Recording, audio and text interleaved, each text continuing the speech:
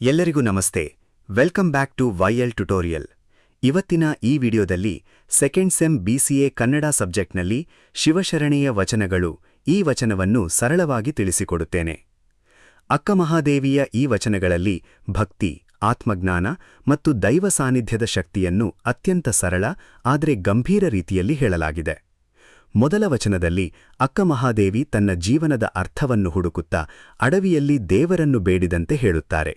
ಅವಳು ದೇಹದ ಸುಖ ಅಥವಾ ಲೋಕದ ಆಸೆಗಾಗಿ ಬೇಡದೆ ಸಂಪೂರ್ಣವಾಗಿ ಲಿಂಗ ಅಂದರೆ ಶಿವನಿಗೆ ಅರ್ಪಣೆಯಾಗಲು ಬಯಸುತ್ತಾಳೆ. ಆದರೆ ಅವಳ ಶುದ್ಧ ಭಕ್ತಿಯ ಪರಿಣಾಮವಾಗಿ ಅವಳು ಭವಬಂಧನದಿಂದ ಮುಕ್ತಳಾಗಿ ನಿಜವಾದ ಭಕ್ತಿಯಾಗುತ್ತಾಳೆ. ಇಲ್ಲಿ ಕವಿ ಹೇಳುವುದೇನೆಂದರೆ, ನಿಜವಾದ ದೈವಭಕ್ತಿ ವ್ಯಕ್ತಿಯನ್ನು ಪಾಪಬಂಧನಗಳಿಂದ ಬಿಡುಗಡೆ ಮಾಡುತ್ತದೆ ಮತ್ತು ಅವನ ಜೀವನವನ್ನು ಪರಿವರ್ತಿಸುತ್ತದೆ. ಕೊನೆಯಲ್ಲಿ ಅವಳು ಚನ್ನಮಲ್ಲಿಕಾರ್ಜುನನಲ್ಲಿ ಸಂಪೂರ್ಣ ಶರಣಾಗತಿ ಹೊಂದುವುದನ್ನು ಸೂಚಿಸುತ್ತಾಳೆ. ಮುಂದಿನ ಭಾಗದಲ್ಲಿ ಅಕ್ಕ ಮಹಾದೇವಿ ಸಹವಾಸದ ಪ್ರಭಾವವನ್ನು ಉದಾಹರಣೆಗಳ ಮೂಲಕ ವಿವರಿಸುತ್ತಾಳೆ. ಗಂಗೆಯೊಡನಾಡಿದ ಘಟ್ಟ ಮತ್ತು ಬೆಟ್ಟಗಳು ಪವಿತ್ರವಾಗುವಂತೆ, ಅಗ್ನಿಯೊಡನಾಡಿದ ಕಾಷ್ಠ ಮರ ದಹನಗೊಳ್ಳುವಂತೆ, ಜ್ಯೋತಿಯೊಡನಾಡಿದ ಕತ್ತಲೆ ನಾಶವಾಗುವಂತೆ, ಹೀಗೆ ಒಳ್ಳೆಯ ಸಂಗತಿಗಳು ಕೆಟ್ಟದನ್ನು ನಾಶ ಮಾಡುತ್ತವೆ ಎಂದು ಹೇಳುತ್ತಾರೆ.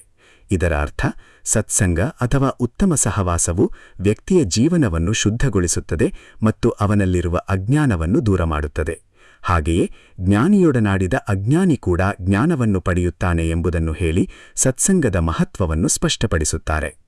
ಮುಂದೆ ಅಕ್ಕ ಮಹಾದೇವಿ ಹೇಳುವಂತೆ, ದೇವರ ಸಾನ್ನಿಧ್ಯದಲ್ಲಿ ಎಲ್ಲವೂ ಪರಿವರ್ತನೆಗೊಳ್ಳುತ್ತದೆ. ಜಂಗಮ ಲಿಂಗದ ಜೊತೆಗೆ ಇದ್ದರೆ ಭವಬಂಧನಗಳು ನಾಶವಾಗುತ್ತವೆ ಎಂದು ಹೇಳುತ್ತಾಳೆ. ಬೆಟ್ಟದಲ್ಲಿ ಮರಗಳು ಹುಟ್ಟುವುದು, ಕಬ್ಬು ಕರಗುವುದು, ಎಲ್ಲ ಇವುಗಳ ಉದಾಹರಣೆಗಳ ಮೂಲಕ ಪ್ರಕೃತಿಯಲ್ಲಿಯೂ ಒಂದು ಒಳಗಿನ ರಸ ಮತ್ತು ಶಕ್ತಿ ಇರುವುದನ್ನು ತೋರಿಸುತ್ತಾಳೆ. ಎನಗೆ ಕಾಯವಿಲ್ಲವೆಂಬರು ಎಂಬ ಸಾಲಿನಲ್ಲಿ ದೇಹವಿಲ್ಲದಂತೆ ಕಾಣಿಸಿದರೂ ದೇವರ ಕೃಪೆಯಿಂದ ಎಲ್ಲವೂ ಸಾಧ್ಯವಾಗುತ್ತದೆ ಎಂದು ಹೇಳುತ್ತಾರೆ. ಕೊನೆಯಲ್ಲಿ ಚನ್ನಮಲ್ಲಿಕಾರ್ಜುನನ ಕೃಪೆಯಿಂದ ಎಲ್ಲ ಅಸಾಧ್ಯವೂ ಸಾಧ್ಯವಾಗುತ್ತದೆ ಎಂಬ ಭಕ್ತಿಯ ತಾತ್ಪರ್ಯವನ್ನು ಸ್ಪಷ್ಟಪಡಿಸುತ್ತಾರೆ.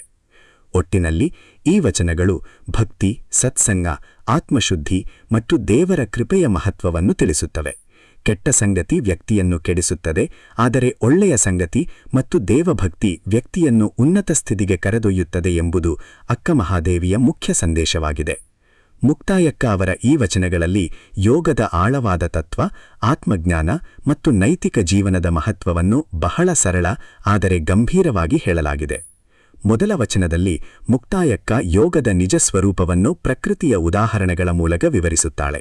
ಸುಗಂಧವು ಹೂವಿನೊಳಗೆ ಅಡಗಿರುವಂತೆ, ಬೆಂಕಿ ಪತಂಗದೊಳಗೆ ಅಡಗಿರುವಂತೆ, ಚಂದ್ರನೊಳಗೆ ಅದರ 16 ಕಲೆಗಳು ಇರುವಂತೆ, ವಾಯು ಎಲ್ಲೆಡೆ ವ್ಯಾಪಿಸಿದರೂ ಕಾಣದಂತೆ ಇರುವಂತೆ, ಸಿಡಿಲಿನೊಳಗೆ ಅದರ ಶಕ್ತಿ ಅಡಗಿರುವಂತೆ, ಹೀಗೆ ಯೋಗವು ವ್ಯಕ್ತಿಯೊಳಗೆ ಅಂತರಂಗವಾಗಿ ಅಡಗಿರಬೇಕು ಎಂದು ಹೇಳುತ್ತಾಳೆ. ಅಂದರೆ ನಿಜವಾದ ಯೋಗ ಹೊರಗಿನ ಆಚರಣೆಗಳಲ್ಲ, ಒಳಗಿನ ಅರಿವಿನಲ್ಲಿ ಇದೆ.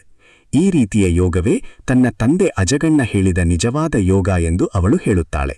ಈ ಯೋಗದ ಮೂಲಕ ಅರಿವಿನ ಬೆಳಕು ವ್ಯಕ್ತಿಯಲ್ಲಿ ಬೆಳಗುತ್ತದೆ ಮತ್ತು ಲೋಕದ ಅಜ್ಞಾನ ದೂರವಾಗುತ್ತದೆ. ಆದರೆ ಅರಿವು ಇಲ್ಲದಿದ್ದರೆ ಜಗತ್ತು ಕೆಡುತ್ತದೆ ಎಂಬುದನ್ನು ಹೇಳುತ್ತಾಳೆ. ಕೊನೆಯಲ್ಲಿ ತನ್ನ ಅಜ್ಞಾನ ಮತ್ತು ಗೊಂದಲದ ಸ್ಥಿತಿಯನ್ನು ಹೇಳಿ ದೇವರ ಯೋಗವೇ ತನ್ನನ್ನು ಕತ್ತಲೆಯಿಂದ ಬೆಳಕಿಗೆ ತರಬೇಕು ಎಂದು ಪ್ರಾರ್ಥಿಸುತ್ತಾಳೆ. ಮುಂದಿನ ಸತ್ಯಕ್ಕ ವಚನದಲ್ಲಿ ಮುಕ್ತಾಯಕ್ಕ ನಿಜವಾದ ಧರ್ಮ ಮತ್ತು ನೈತಿಕತೆಯನ್ನು ವಿವರಿಸುತ್ತಾಳೆ. ಅವಳ ಪ್ರಕಾರ ಕೇವಲ ಅರ್ಚನೆ, ಪೂಜೆ, ಮಂತ್ರ, ತಂತ್ರ, ಧೂಪ, ದೀಪಾರತಿ ಎಲ್ಲ ಇವುಗಳು ಮಾತ್ರ ನಿಜವಾದ ಧರ್ಮವಲ್ಲ. ನಿಜವಾದ ಧರ್ಮವೆಂದರೆ ಪರಧನ, ಇತರರ ಸಂಪತ್ತು, ಪರಸ್ತ್ರೀ, ಇತರರ ಹೆಣ್ಣು ಮತ್ತು ಪರದೈವ, ಇತರರ ನಂಬಿಕೆಗಳಿಗೆ ತೊಂದರೆ ಕೊಡದೆ ಅವುಗಳಿಗೆ ಗೌರವ ನೀಡುವುದು. ಅಂದರೆ ಸತ್ಯವಾದ ಜೀವನವು ನೈತಿಕತೆ, ಶುದ್ಧ ಮನಸ್ಸು ಮತ್ತು ಇತರರ ಹಕ್ಕುಗಳಿಗೆ ಗೌರವ ನೀಡುವಲ್ಲಿ ಇದೆ ಎಂದು ಹೇಳುತ್ತಾರೆ. ಇಂತಹ ನಿತ್ಯ ಧರ್ಮವೇ ಶಂಭು ಚಕ್ರೇಶ್ವರನಿಗೆ ಇಷ್ಟವಾಗುತ್ತದೆ ಎಂದು ಕೊನೆಯಲ್ಲಿ ಹೇಳಿ ನಿಜವಾದ ಭಕ್ತಿಯ ಅರ್ಥವನ್ನು ಸ್ಪಷ್ಟಪಡಿಸುತ್ತಾರೆ. ಒಟ್ಟಿನಲ್ಲಿ ಮುಕ್ತಾಯಕ್ಕ ಅವರ ವಚನಗಳು ಯೋಗವು ಒಳಗಿನ ಅರಿವಾಗಿರಬೇಕು, ಧರ್ಮವು ನೈತಿಕ ಜೀವನವಾಗಿರಬೇಕು ಮತ್ತು ದೇವಭಕ್ತಿ ಕೇವಲ ಆಚರಣೆಗಳಲ್ಲ, ಶುದ್ಧ ನಡೆನುಡಿ ಮತ್ತು ಸತ್ಯ ಜೀವನದಲ್ಲಿದೆ ಎಂಬ ಗಂಭೀರ ಸಂದೇಶವನ್ನು ನೀಡುತ್ತವೆ. ಈ ಭಾಗದಲ್ಲಿ ಮೂಳಿಗೆ ಮಹಾದೇವಿಯ ವಚನಗಳ ಮೂಲಕ ಭಕ್ತಿ, ಶುದ್ಧಾಚರಣೆ ಮತ್ತು ಆಂತರಿಕ ಭಾವಶುದ್ಧಿಯ ಮಹತ್ವವನ್ನು ಗಾಢವಾಗಿ ವಿವರಿಸಲಾಗಿದೆ. ಮೊದಲ ವಚನದಲ್ಲಿ ಕವಯಿತ್ರಿ 6 ದೇವರು 3 ದೇವರು ಎಂಬಂತೆ ಅನೇಕ ದೇವರ ಕಲ್ಪನೆಗಳನ್ನು ಎದೆಯಲ್ಲಿ ಮತ್ತು ಮೂಗಿನಲ್ಲಿ ಹಿಡಿದುಕೊಳ್ಳುವುದಕ್ಕಿಂತ ಗುರು ತೋರಿಸಿದ ಒಂದೇ ದೇವರನ್ನು ಆರಾಧಿಸುವುದು ಸಾಕು ಎಂದು ಹೇಳುತ್ತಾರೆ. ಅಂದರೆ ದೇವರನ್ನು ಹೊರಗೆ ಹುಡುಕುವುದಕ್ಕಿಂತ ಒಳಗಿನ ಏಕಾಗ್ರ ಭಕ್ತಿಯೇ ಮುಖ್ಯ ಎಂಬ ತಾತ್ವಿಕ ಸಂದೇಶವನ್ನು ನೀಡಲಾಗಿದೆ. ಇಲ್ಲಿ ಇಮ್ಮಡಿ ನಿಷ್ಕಳಂಕ ಮಲ್ಲಿಕಾರ್ಜುನ ಎಂಬುದು ಶುದ್ಧ ನಿರ್ಲಿಪ್ತ ದೇವರ ರೂಪದ ಸಂಕೇತವಾಗಿ ಬರುತ್ತದೆ. ಮುಂದಿನ ಸಾಲುಗಳಲ್ಲಿ ಬೀಜ ಬಿತ್ತರೆ ಮರ ಬೆಳೆಯುವಂತೆ ಭಕ್ತಿ ಕೂಡ ಸ್ವಾಭಾವಿಕವಾಗಿ ಬೆಳೆಯಬೇಕು ಎಂದು ಹೇಳಿ ಭಕ್ತಿಯು ಕೃತಕವಾಗಿರಬಾರದು ಎಂಬ ಅರ್ಥವನ್ನು ಸೂಚಿಸಲಾಗಿದೆ. ಭಕ್ತಿ ಮತ್ತು ಜೀವನದ ನಡುವೆ ಇರುವ ಭೇದವನ್ನು ತೆಗೆದುಹಾಕಿದಾಗ ಮಾತ್ರ ನಿಜವಾದ ಐಕ್ಯ ಸಾಧ್ಯ ಎಂದು ಇಲ್ಲಿ ಹೇಳಲಾಗಿದೆ. ಹೊರಗಿನ ಆಚಾರಕ್ಕಿಂತ ಒಳಗಿನ ಏಕತೆ ಮತ್ತು ನಿಷ್ಠೆಯೇ ಭಕ್ತಿಯ ಮೂಲ ಎಂದು ಕವಯಿತ್ರಿ ಸ್ಪಷ್ಟಪಡಿಸುತ್ತಾರೆ. ಎರಡನೇ ಭಾಗದಲ್ಲಿ ಊರ್ವಶಿ ಮತ್ತು ಹಂದಿಯ ಉದಾಹರಣೆಗಳ ಮೂಲಕ ನಡೆನುಡಿ ಶುದ್ಧತೆಯ ಮಹತ್ವವನ್ನು ಹೋಲಿಕೆ ಮಾಡಲಾಗಿದೆ. ಶುದ್ಧತೆ ಮತ್ತು ನೈತಿಕತೆ ಇರುವ ವ್ಯಕ್ತಿ ಯಾವ ಕೆಲಸ ಮಾಡಿದರೂ ಅದು ಸಮಾಜಕ್ಕೆ ಒಪ್ಪಿಕೊಳ್ಳುತ್ತದೆ. ಆದರೆ ಶುದ್ಧತೆ ಇಲ್ಲದವರು ಅದೇ ಕೆಲಸ ಮಾಡಿದರೂ ಅದು ಅಸಹ್ಯವಾಗುತ್ತದೆ ಎಂದು ಹೇಳಲಾಗಿದೆ. ಅಂದರೆ ಕೃತಿಯ ಮೌಲ್ಯಕ್ಕಿಂತ ವ್ಯಕ್ತಿಯ ಶುದ್ಧ ಮನಸ್ಸು ಮತ್ತು ನಡೆನುಡಿ ಮುಖ್ಯ ಎಂಬ ಸಂದೇಶವನ್ನು ನೀಡಲಾಗಿದೆ. ಪುರಾತನ ವಚನಗಳನ್ನು ಓದುವುದು ಅಥವಾ ಅನುಭವ ಮಾಡುವುದು ಮಾತ್ರ ಸಾಕಾಗುವುದಿಲ್ಲ, ಅದನ್ನು ಜೀವನದಲ್ಲಿ ಅನುಸರಿಸುವ ಶುದ್ಧತೆ ಇರಬೇಕು ಎಂದು ಕವಯಿತ್ರಿ ಎಚ್ಚರಿಸುತ್ತಾರೆ. ಒಟ್ಟಿನಲ್ಲಿ ಮೋಳಿಗೆ ಮಹಾದೇವಿಯ ಈ ವಚನಗಳು ಏಕದೇವ ಭಕ್ತಿ, ಆಂತರಿಕ ಶುದ್ಧತೆ, ನಡೆನುಡಿ ನೈತಿಕತೆ ಮತ್ತು ನಿಜವಾದ ಭಕ್ತಿಯ ತತ್ವವನ್ನು ಸರಳವಾಗಿ ಮತ್ತು ಗಾಢವಾಗಿ ತಿಳಿಸುತ್ತವೆ.